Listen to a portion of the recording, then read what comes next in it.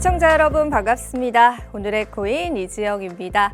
어느덧 금요일이 찾아왔습니다. 한 주 마무리 잘 하시고요. 오늘의 코인과 금요일도 마무리 잘 해보시면 좋을 것 같습니다. 오늘도 간밤에 일어났었던 글로벌 이슈들과 함께요. 투자 시장 분위기 저와 함께 체크하고 가시겠습니다. 전일 뉴욕 증시는 CPI 지표 발표 이후에 급락 출발하긴 했었는데요. 장 막판에는 모두 다 반등에 성공하는 모습이었습니다. 보다 자세한 사항은 지표 보시면서 살펴보시겠습니다. 뉴욕 3대 지수부터 살펴보시죠. 네, 다우존스가 2.38% 상승해서 3만 달러 선 위로 올라왔습니다. 나스닥 지수 흐름도 좋았습니다. 2% 넘는 상승세 보여줬고요. S&P 500 지수 역시도 2.6%의 상승세 나타냈습니다. 다만 2년물 국채 금리가 4% 급등한 것이 좀 마음에 걸리긴 하는데요. 계속해서 관련 내용 체크해 보면 좋을 것 같고요. 달러 인덱스는 하락하는 모습이었고 골드 같은 경우에도 하락세를 겪었습니다. 암호화폐 시세들도 뉴욕 증시와 똑같이 움직였습니다. 비트코인 시세부터 살펴보시죠. 네, 비트코인 시세입니다. 19,400달러 선 위로 올라왔는데요. 간밤에는 19,000달러 선이 깨지기도 했었는데 반등에 성공해주는 모습이었고요. 이더리움 시세도 보겠습니다. 이더리움 현재는 1,288달러 선에서 거래되고 있습니다. 알트코인 시세들도 하나하나 살펴볼까요? 리플은 0.48달러에서 거래 중이고요. 에이다코인 같은 경우에는 0.38달러에서 거래 중입니다. 솔라나 역시도 0.13%의 약법 상승 나타내고 있습니다. 전반적인 암호화폐 분위기 뉴욕 증시와 커플링 되어가는 모습이었고요. 이제 오늘의 이슈도 저와 함께 살펴보시죠. 첫 번째 이슈부터 살펴보시죠. 바이든 연설 이후 암호화폐 움직임. 네, 간밤에 CPI 지표가요, 시장의 예상치를 상회했습니다. 시장은 당연히 충격을 받았고요. 뉴욕 증시가 급락하면서 출발했습니다. 비트코인도요, 심리적인 지지선까지 무너졌었는데 조 바이든 대통령이 불현듯 연설을 시작했습니다. 조 바이든 대통령은 이렇게 이야기를 했습니다. 인플레이션의 싸움에서 이기고 있다라고 이야기를 했는데 CPI 지표는 예상치를 상회했는데 인플레이션 지표에서 이기고 있다라는 무슨 이야기인가 보다 자세히 조금 살펴보도록 할까요? 지난 3개월간 물가 상승률이 연율로 따지자면은 평균 2% 하락했다라고 합니다.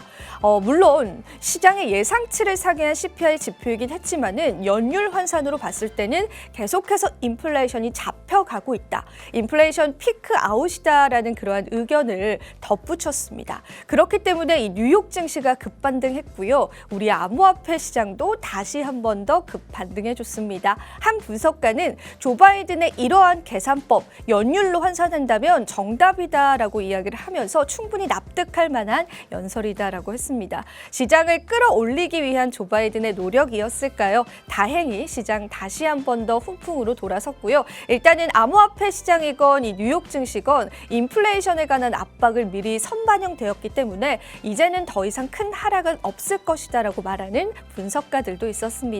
어제는 조 바이든 대통령이 굉장히 감사하더라고요. 계속해서 관련 시세들 체크해 보도록 하겠습니다. 자, 이어서 두 번째 이슈 넘어가 보시죠. 오늘 두 번째 이슈입니다. 비트코인 채굴자 보유량 12년 만에 최저치. 네, 비트코인 채굴자의 보유량이 12년 만에 최저치를 기록했습니다. 좋은 소식일까요? 나쁜 소식일까요? 13일 날 블록비치가 이 소식을 전해왔습니다. 현재 10월 12일 기준으로 비트코인의 채굴자 보유량이 191만 비트코인으로 12년 만에 최저치다라고 하는데요. 이 비트코인 채굴자들의 비트코인 비축량 같은 경우에는 2020년 초반에는 200만 비트코인이 넘어섰었습니다. 그리고 2010년 2월 달 이후에 처음으로 200만이 넘어서서 많은 비축량을 보유하고 있었는데 최근에는 12년 만에 최저치를 기록했다라고 합니다. 다양한 해석이 있을 수 있겠지만은 이미 채굴자들이 일부의 물량을 시장에 내다 팔았다라고 볼 수가 있겠죠. 다양한 이유들이 있었겠지만은 만약에 채굴자들이 이러한 보유량이 적어진 상태에서 더 이상 매도를 하지 않고 보유하는 영역으로 가져간다. 된다면 장기적으로 우리 시장에는 좋은 호재로 해석할 수 있을 것 같습니다. 채굴자들의 움직임이 비트코인 가격에는 좀 중요한 요소가 될 수 있습니다. 그렇기 때문에 계속해서 채굴자들의 움직임들 저희가 체크해 보도록 하겠습니다. 네, 이제 마지막 이슈 살펴보겠습니다. 오늘 세 번째 이슈입니다. 이더리움 개발사 인프라 기업 인수. 네, 이더리움 레이어 2의 블록체인 아비트럼 개발 기업 오픈체인 랩스가 프리스매틱 랩스를 인수했습니다. 이 기업 같은 경우에는 인프라 기업이다라고 보시면 되는데요. 인수 금액이 얼마냐에 관해서 궁금해하시는 분들 많으셨는데 이 금액은 구체적으로 밝혀지지 않았다라고 합니다. 인수 후에 이 인수된 기업 같은 경우 개발에 한층 더 업그레이드해서 이 개발 중심으로 계속해서 개발을 이어나가겠다라고 이야기했고요. 앞서서 말씀드렸었던 아비트럼 같은 경우에는 확장성 문제로 가스비가 급등하기 쉬운 이더리움의 트랜잭션을 굉장히 빠르고 저렴하게 만들기 위해서 설계된 레이어 2의 네트워크다라고 합니다. 이 아비트럼에 관한 개발 보다 더 구체적으로 그리고 단단하게 이루어질 것이다라고 하기 때문에요. 기업 인수로 인해서 이더리움 개발사들의 하나하나 확장해 나아가는 이런 기술력들 우리가 계속해서 기대해보고 한번 살펴보면 좋을 것 같습니다. 네, 이렇게 해서 오늘 세 가지의 이슈 한번 뽑아봤습니다.